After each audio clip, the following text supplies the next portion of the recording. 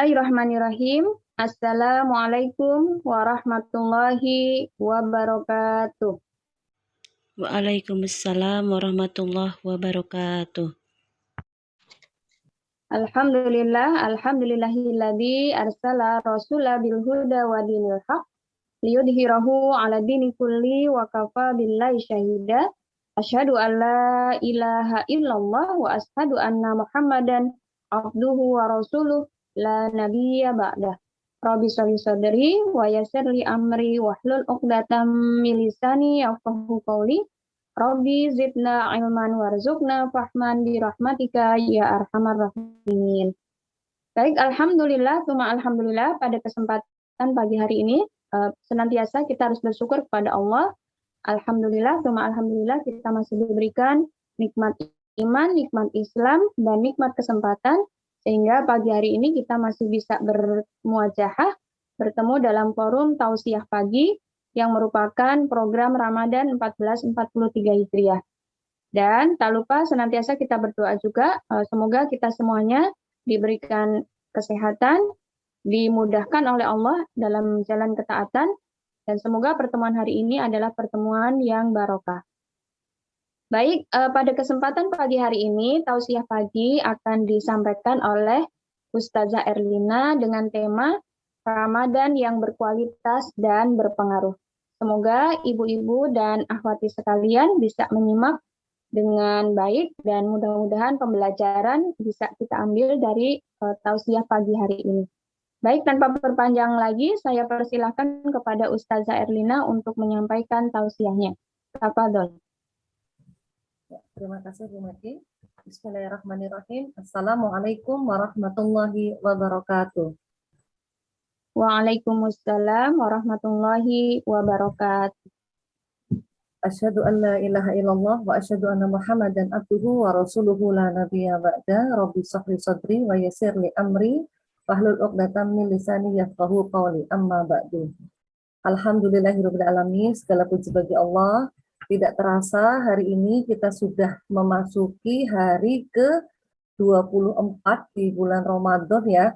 Yang kita bisa dikatakan sudah berada di pekan-pekan terakhir ya, di ujung Ramadan, yang tentu kita semua setelah menjalankan puasa Ramadan ini pasti berharap mendapatkan predikat orang yang kembali fitrah, orang yang kembali suci, yang dosa-dosanya dihapuskan. Kemudian kita juga semua pasti berharap mendapatkan pahala dari semua amal soleh yang sudah kita lakukan. Nah, kemudian tetapi sebelum kita mendapatkan apa yang memang telah pasti Allah berikan, tetapi kita harus bermuhasabah dahulu. Sudah sejauh mana puasa yang kita lakukan sehingga kita bisa layak mendapatkan predikat itu. Selama 23 hari ya untuk tahun ini ya, tentu puasa kan sudah tidak hanya pada tahun ini saja, kita tentu sudah melakukan puasa dari belasan tahun sebelumnya.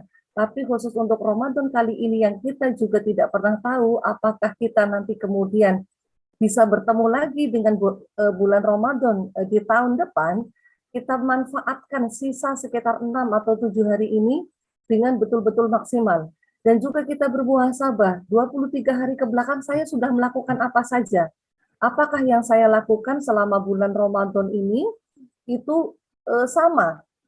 Paling tidak memang minimal sama ya secara amal soleh. Jangan sampai kemudian justru kita mengalami penurunan, melakukan amal soleh, dan banyak melakukan perbuatan-perbuatan mubah yang tidak bernilai di mata Allah. Nah, ini tentu amat sangat disayangkan ketika kita hanya lebih banyak aktivitas mubahnya. Karena justru di bulan Ramadan ini ya kita bisa meningkatkan seluruh amal soleh kita, baik itu yang statusnya wajib ataupun sunnah. Nah, kemudian ketika Allah akan memberikan predikat orang yang kemudian mendapatkan fitrah lagi, kembali lahir seperti bayi yang baru lahir, tentu predikat ini tidak diberikan ke sembarang orang atau ke sembarang muslim yang melakukan saum. Karena tidak semua orang yang melakukan saum itu akan mendapatkan predikat sebagai orang yang mendapatkan fitrahnya Allah, orang yang mendapatkan ampunannya Allah.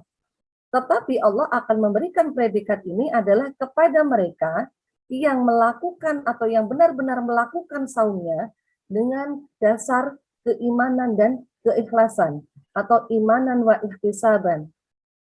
Saum yang didasarkan kepada keimanan dan keikhlasan ini adalah saum yang berkualitas, yaitu saum yang sebagaimana dilakukan oleh Rasulullah Shallallahu Alaihi Wasallam dan juga para sahabat. Jadi tidak aneh ketika saumnya para sahabat ini, kenapa? Karena saumnya para sahabat itu tidak hanya memberikan kebaikan atau efek kepada diri sendiri secara individual. Saumnya Rasulullah dan juga saumnya para sahabat ini memberikan dampak atau efek kebaikan yang luar biasa kepada masyarakat. Di mana saum ini itu tentu secara individual akan mendekatkan generasi unggulan kepada Al-Khaliq secara spiritual. Mereka yaitu para sahabat dan juga generasi gemilang sesudahnya justru mendapatkan prestasi yang gemilang yang itu terjadi di bulan Ramadan. Nah, jadi apa? Mereka pada saat bulan Ramadan itu justru bisa semakin meningkatkan kualitas amalannya. Bahkan secara fisik itu meningkat. Mungkin kalau secara logika ya, kalau lagi puasa itu kan lemes. Tapi coba deh bandingkan uktifilah gitu ya. Ketika berpuasa kemudian hanya melakukan aktivitas yang mungkin rebahan, duduk saja di rumah, apa yang terjadi atau tiduran. Biasanya apa? Pasti justru apa? Lemas, gitu kan, lemes. Jadi perasaannya atau situasinya itu malah membuat semakin malas. Tetapi berbeda ketika kemudian kita membuat memproduktifkan waktu yang seperti mungkin sudah pernah dibahas di seri kajian yang sebelumnya. Waktu kita dibikin produktif, melakukan amal-amal sholih, yang terjadi apa? Kita justru semakin bersemangat dan puasa itu kemudian tidak menghalangi aktivitas kita. Pasti semuanya sudah pernah merasakan ketika puasa, tapi kemudian aktivitasnya hanya rebahan, kemudian tidak banyak aktivitas fisik yang dilakukan, itu malah justru semakin lemas. Tetapi ketika kita mengaktifkan organ-organ kita, ya tubuh kita, bisa dengan berdakwah, kemudian juga melakukan kontak dengan masyarakat, itu justru kita semakin semangat, gitu. Dan juga tidak kemudian membuat lagi puasa kemudian memaklumi diri sendiri. Nah, ini tidak, para sahabat juga demikian. Kita lihat ya, para sahabat ketika di bulan Ramadan ini mereka justru semakin meningkatkan ibadahnya. Jadi tidak kemudian ketika puasa, aduh Rasulullah lagi puasa, nanti aja deh, atau dalam hati ngedumel gini ya, wah lagi puasa disuruh berangkat jihad. Itu tidak, mereka malah menanti-nanti, kapan ini panggilan jihad buat kami, biar kami itu kemudian bisa, malah mereka berharap bisa syahid di bulan Ramadan, dan syahidnya itu adalah pada saat melakukan jihad di jalan Allah. Mereka menanti-nanti, bahkan sudah menyiapkan senjata di sebelah mereka, sehingga kapanpun Rasulullah memanggil, mereka siap. Hayu Rasul, panggil kami, panggil kami, panggil kami. Gitu. Karena memang siapa yang tidak ingin mendapatkan kemuliaan di bulan Ramadan, apalagi syahid di bulan Ramadan. Dan ini kita sudah mendekati di ujung Ramadan, yang kita tidak akan pernah tahu. Bisa jadi kita bahkan tidak bisa bertemu dengan 1 Syawal. Nah, ini waktu yang tersisa, silahkan dimanfaatkan dengan baik agar kemudian Ramadan kita semakin berkualitas dan berpengaruh. Dicek lagi, apa nih yang kurang dari amalan saya? Baik itu amalan spiritual maupun amalan yang itu tadi, ternyata bahwasanya puasanya sahabat dan Rasulullah SAW itu berefek atau berdampak kebaikan luar biasa di masyarakat. Dan ketika semakin dekat kepada Al-Khaliq, itu justru merupakan dorongan yang sangat besar bagi mereka untuk semakin beramal sholih dalam segala bidang. Bagi para ibu gitu ya, kemudian juga memang mengoptimalkan perannya sebagai ibu, dan juga entah ibu atau belum menjadi ibu itu juga semakin mengoptimalkan perannya. Bagaimana nanti aktivitas-aktivitasnya itu kemudian tidak terkendala karena puasa. Justru seharusnya semakin menyemangati nih di bulan puasa ini. Nah, kemudian pada saat bulan puasa pula, Rasulullah dan para sahabat itu mencatatkan prestasi yang gemilang luar biasa.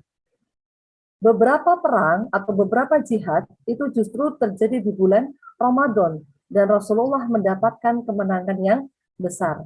Apa saja apa jihad yang terjadi di bulan Ramadan? Contohnya adalah perang Badar. Kemudian Futul Mekah atau pembebasan kota Mekah atau juga pembebasan Andalusia. Nah, kita lihat perang Badar.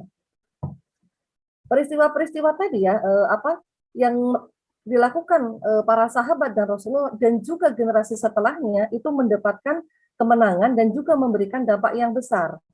Contohnya kemenangan Badar. Kemenangan di Badar, di perang Badar ini itu telah memperkuat posisi kaum muslimin di dunia internasional. Kita tahu bahwasanya pada saat itu Daulah Islam itu baru berdiri. Daulah yang masih mungkin masih dianggap remeh gitu ya, yang belum terlalu dilihat. Nah, kemudian ketika Allah memberikan ridhonya, kaum muslimin mendapatkan kemenangan di perang Badar, ternyata ini memang efeknya adalah bisa memperkuat posisi kaum muslimin di dunia internasional, khususnya di Jazirah Arab. Ternyata negara baru yang dibangun oleh kaum muslimin pada saat itu adalah negara kuat yang tidak bisa disepelekan. Mereka bisa bersatu, mereka padahal dengan kondisi jumlah pasukan, kemudian juga kekuatan senjata yang kalau dibandingkan dengan pihak lawan itu jauh sekali bandingannya. Tapi dengan kekuatan akidah la ilaha illallah Muhammadur Rasulullah, mereka mampu kemudian mengalahkan halangan di depannya. Dan mereka memang juga sangat menakutkan dalam arti apa? Mereka tidak takut mati, yaitu para tentara kaum muslimin itu tidak takut mati. Malah justru mencari syahid gitu ya, agar kemudian tidak kembali pulang. Pengennya ya sudah syahid di situ. Karena ya Rasulullah dan Allah sudah menjanjikan bagaimana balasan bagi para mujahidin mujahidah yang syahid di jalan Allah. Tentu ya balasannya adalah surga. Siapa yang tidak mau mendapatkan balasan surga? Nah, kemudian ketika kaum muslimin tadi ya mendapatkan kemenangan dari perang Badar, ya para pihak lawan atau pihak musuh akan berpikir panjang untuk mengganggu stabilitas daulah Islam, dan kondisi ini juga memberikan rasa aman kepada seluruh warga negara daulah Islam, bisa melaksanakan dan juga menyebarkan dakwah Islam dengan lebih tenang dan juga lebih nyaman. Nah, bandingkan dengan kondisi saat ini. Mungkin sebagian ada yang melihat ya bagaimana situasi dan ini sepertinya selalu berulang. Bagaimana pada setiap Ramadan pasti tentara-tentara Israel ya itu kemudian melakukan penyerangan kepada kaum muslimin di Palestina. Belum lagi di belahan dunia yang lainnya. Kita terpecah belah dalam beberapa negara kecil sehingga apa? Kita seolah-olah itu tidak ada diremehkan, tidak ada nilainya di hadapan pihak kaum kafir, dan kaum muslimin selalu dilemahkan dan juga selalu mengalami pelecehan. Nah, kemudian kalau misalnya kita lihat juga ya kembali kepada ibrah dari atau hikmah dari perang Badar tadi, secara internal di dalam daulah Islam sendiri ya pada saat itu kaum Yahudi kan di dalam daulah Islam kan tidak hanya isinya adalah orang Muslim saja ya. Di dalam daulah Islam itu kan ada orang Yahudi, kemudian orang musyrik, orang munafik. Mereka tidak berani lagi berbuat macam-macam. Karena sekarang mereka tahu betapa kaum muslim itu mempunyai kekuatan ruhiyah yang luar biasa. Karena hanya dengan bermodalkan senjata yang tidak seberapa, ternyata mampu melahirkan generasi-generasi yang luar biasa yang mereka tidak takut mati. Dan mereka pun tidak berani untuk melakukan makar keji. Sekalipun mereka juga tidak akan pernah berhenti untuk terus melakukan makar, kemudian tipuan licik agar terus berusaha melemahkan kekuatan daulah khilafah Islamiyah pada saat itu. Nah, kemudian selain itu, futuhat yang dilakukan oleh kaum muslimin ini juga memberikan kebaikan yang luar biasa bagi manusia. Kenapa? Karena lewat futuhat ini dakwah Islam itu lebih mudah diterima oleh manusia. Tidak ada lagi penghalang fisik yang bisa menghambat Islam agar Islam itu menjadi rahmatan lil alamin. Nah, futuhat ini juga menjadi jalan Islam itu semakin tersebar ke hampir ya, mungkin bisa dikatakan hampir di seluruh kawasan dunia. Lewat penerapan syariat Islam inilah seluruh warga negara Daulah Islam, baik Muslim maupun non-Muslim, itu mendapatkan kesejahteraan, kebahagiaan, dan kenyamanan. Nah, kemudian dari situ, itu kan kita bisa melihat ya, bahwa dengan akidah Islam, terwujudlah peradaban Islam yang kemudian menjadi peradaban unggul. Lalu apa yang bisa kita ambil pelajaran atau ambil ibroh dari puasa yang sudah dilakukan para sahabat, dan juga tidak hanya puasa ya, tapi kemudian di luar puasa pun mereka ternyata tetap konsisten dan tetap istiqomah untuk terus berjuang di jalan Allah. Nah, yang pertama yang bisa kita ambil ibrohnya adalah apa? Para sahabat itu tidak hanya membaca Al-Quran, tetapi mereka mempelajarinya dan mengamalkannya. Dengan begitu apa? Pengaruhnya ke masyarakat itu bisa dirasakan. Jadi tidak hanya sekedar menambah terus hafalan, bahkan sampai kemudian diulang terus, dibaca lagi, diulang terus di murojaah dan sebagainya. Tidak hanya sekedar itu. Karena apa? Para sahabat itu paham membaca Al-Quran itu kan hukumnya apa? Sunnah. Tetapi mengamalkannya adalah hukumnya wajib. Tidak ada yang kemudian dikatakan kita udahlah nggak usah ngapalin, mengamalkan saja. Itu tidak begitu juga. Ketika kita mempunyai kemampuan untuk semakin menambah hafalan, ayo kita lakukan. Tapi juga memang ada amalan yang harus lebih diprioritaskan adalah apa? Yaitu mempelajari dan mengamalkan Al-Quran. Sehingga apa? Ketika Al-Quran dijadikan sebagai pedoman hidup, itu akan membuat Al-Quran itu memang Islam itu akan nampak dalam kehidupan sehari-hari. Tidak hanya sebagai sebuah hafalan ayat-ayat Al-Quran yang di kepala para kaum muslimin. Nah, kemudian tadi ya, karena sudah paham seperti itu, maka setiap ayat dalam Al-Quran itu tidak ada yang ditolak oleh kaum muslimin. Kadang sudah ada nih di Al-Quran, yang Al-Quran itu sudah 14 abad lewat ya. Tapi ketika disebutkan satu hukum yang itu jelas-jelas, bahkan jelas-jelas ada di dalam Al-Quran saja, kaum muslimin banyak, masa sih ada di Al-Quran? Nah, berarti kan ini ada yang salah, gitu kan? Karena apa? Pembiasaan belajar itu sudah semakin terkikis. Karena kita sudah digempur gitu ya dengan banyaknya sakofa asing, yang akhirnya kita malah menjadi asing dengan ajaran Islam itu sendiri. Nah, itu yang pertama ya. Yang kedua, para sahabat itu tidak hanya menahan lapar dan haus, tetapi mereka juga menahan diri dari segala hal yang diharamkan oleh Allah. Ya, tidak berdusta, tidak berbuat batil, tidak membuat kerusakan, dan juga tidak berhukum selain dari hukum Allah. Dan ini memang terwujud baik pada aspek individual, masyarakat, maupun pada aspek negara. Mereka sangat takut gitu ya, sekalipun kemudian secara individual tidak ada yang melihat, mereka sangat takut dan mereka sangat tahu bahwasanya Allah Maha tahu. Jadi tidaklah mungkin segala amalan kita itu tidak akan pernah tercatat atau kelewat gitu ya, tidak dicatat oleh malaikatnya Allah. Dan ketika itu sudah melekat, maka kebiasaan untuk melakukan atau saling mengingatnya ya, amar ma'ruf nahi munkar itu juga akan selalu terbentuk. Mereka tidak akan main-main dengan amalan yang kemudian mereka lakukan. Kenapa? Mereka itu selalu bermuhasabah. Jadi amalannya itu tidak sekedar kemudian ya sudahlah terus lakukan amalan, tapi kemudian kualitasnya juga tidak diperhatikan. Jadi Allah memang menyukai amalan yang berkualitas, tapi juga harus banyak. Tidak sekedar berkualitas, ya sudahlah yang penting kita ambil minimalisnya aja nih. Udahlah yang penting wajib, yang wajib-wajib saja kita perbaiki, itu kan sudah menjadi kewajiban ya, kita perbaiki kualitasnya. Tapi kemudian kita tidak menambah takarub kepada Allah itu dengan amalan-amalan nafilah. Ini kan sebenarnya apalagi di tengah situasi pandemi seperti ini ya, ini sebenarnya ya tergantung bagaimana kita menyikapinya. Kalau kita mau menyikapinya dengan kemudian berleha-leha, ya mau pandemi atau tidak, ya itulah yang akan kita dapatkan di hadapan Allah. Tapi kalau kita kemudian memanfaatkan segala hal atau potensi yang kita miliki, waktu pun kita pergunakan dengan sebaik-baiknya, maka insya Allah setiap menit, setiap detik yang kita miliki, itu akan bernilai pahala di sisi Allah. Nah, kemudian berikutnya adalah yang bisa kita ambil ibrohnya, para sahabat itu apa? Telah nyata-nyata menjadikan bulan Ramadan sebagai bulan taubat. Taubatnya ini adalah taubat nasuha, di mana taubat yang sebenar-benarnya. Cirinya apa taubatan nasuha ini? Ya tentu adalah apa?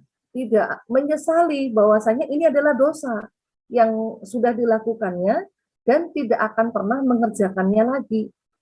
Terus bagaimana kemudian untuk istilahnya apa ya, kita kalau itu mungkin dosa besar yang sudah pernah kita lakukan, ya tadi kan kita bertaubat, benar-benar taubat, dan juga apa, ayo kita sudah harus segera move on gitu ya. Kalau kita memang sudah minta maaf, kita sudah kemudian bertobat kepada Allah, ayo kita move on. Caranya apa? Semakin menambah amal solih.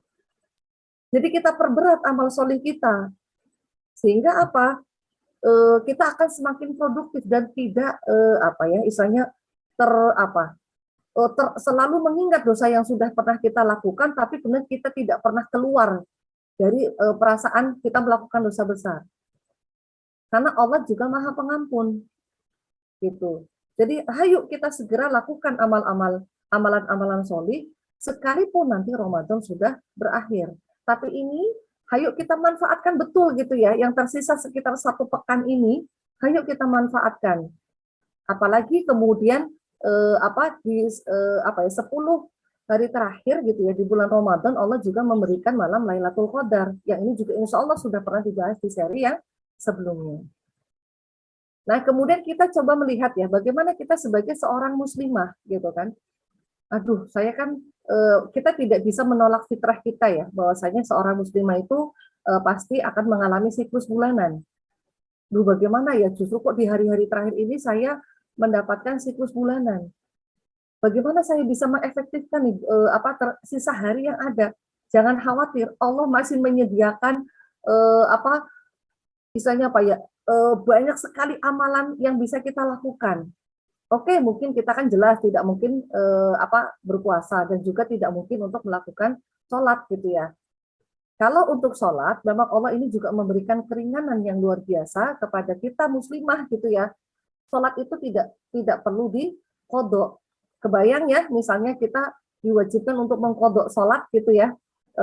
Yang mungkin yang hari-hari siklus bulanannya itu banyak, itu kita betapa capeknya kita harus mengqodok sholat.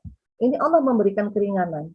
Dan kemudian kalau khusus untuk puasa, memang Allah mewajibkan untuk mengqodok puasa kita. Sekalipun mungkin ketika datang siklus bulanan itu betul-betul menjelang berbuka puasa, itu tetap kita itu tidak terhitung puasa.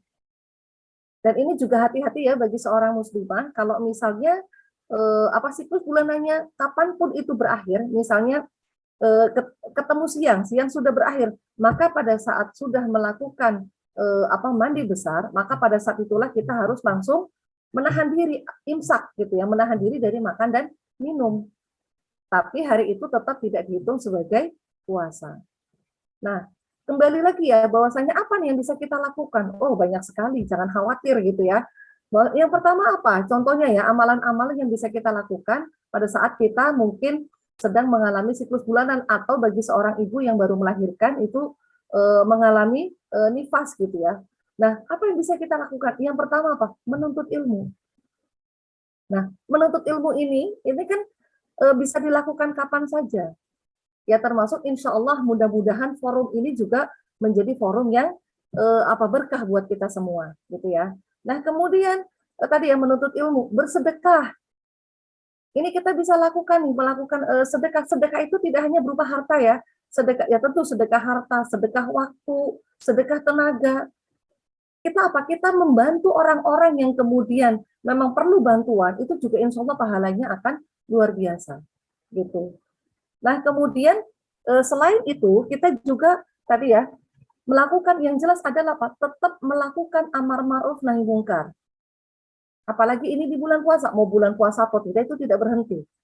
Karena kan biasanya majelis taklim itu pada bulan puasa itu malah justru pada tutup gitu ya. Katanya pengen semakin memperbanyak membaca Al-Qur'an. Tapi harusnya ya menuntut ilmu, kemudian menyebarkannya, mengamalkannya itu kan justru harus semakin ditingkatkan. Nah, kemudian juga berzikir. Berzikir ini kan bisa kita lakukan gitu. Kita membaca doa-doa yang itu mungkin kita ingat, atau kita membaca la ilaha illallah subhanallah dan sebagainya, itu yang memang zikir-zikir yang bisa kita baca, itu silahkan dilakukan gitu. Nah, mungkin itu saja yang bisa saya sampaikan. Mudah-mudahan Uktifila bisa mendapatkan ibroh dari apa yang kita sampaikan gitu ya, dan ini juga menjadi pengingat khususnya bagi diri saya sendiri. Demikian yang bisa saya sampaikan. Wassalamualaikum warahmatullahi wabarakatuh. Waalaikumsalam warahmatullahi wabarakatuh. Jazakillah khair kepada Ustazah Erlina yang telah menyampaikan tausiah pada pagi hari ini. Temanya tadi Ramadan yang berkualitas dan berpengaruh. Bisa saya ambil kesimpulan dari apa yang disampaikan oleh Ustazah Erlina. Semoga ini menjadi pengingat buat kita semuanya, ibu-ibu dan akhwati sholihah, bahwa pada titik ini sampai hari ini Ramadan ke-24 kita harus muhasabah apa yang sudah kita lakukan selama Ramadan, jangan sampai kita menjadi orang-orang yang merugi begitu. Nah, kemudian disampaikan tadi oleh Ustazah Erina, kalau kita dinyatakan oleh Allah gitu ya kembali lahir atau kembali fitrah, ternyata adalah diperuntukkan kepada orang yang menjalankan saum yang motivasinya adalah keimanan dan keikhlasan. Sehingga kemudian saumnya adalah saum yang berkualitas sebagaimana saumnya Rasul dan para sahabat. Nah, dikatakan tadi oleh Ustazah Erina, yang namanya berkualitas, sebagaimana saumnya Rasul dan para sahabat adalah yang tidak hanya memberikan pengaruh untuk individu saja, tetapi komunal, artinya menyebar luas gitu ya. Nah, sementara kita tahu bahwa tadi saum ini adalah bagian dari aktivitas, di mana aktivitas itu tergantung mindset atau paradigma gitu. Kalau kemudian mindsetnya itu bahwa dengan puasa itu tambah semangat, ada ruhnya, ada energi besar, maka hasilnya akan produktif. Sementara kalau mindsetnya bahwa puasa itu lemes, puasa itu rebahan, puasa itu secara fisik gitu ya nggak berenergi, maka ya pasti aktivitasnya akan useless atau kemudian minimalis begitu. Nah, maka tadi yang disampaikan oleh Ustazah Erina menjadi pengingat buat kita semuanya, bahwa saum ini ya salah satu ibadah yang sedang kita jalani ini memang benar-benar karena bagian dari aktivitas adalah tergantung paradigma atau mindset. Mari kita benar-benar membenahi mindset kita.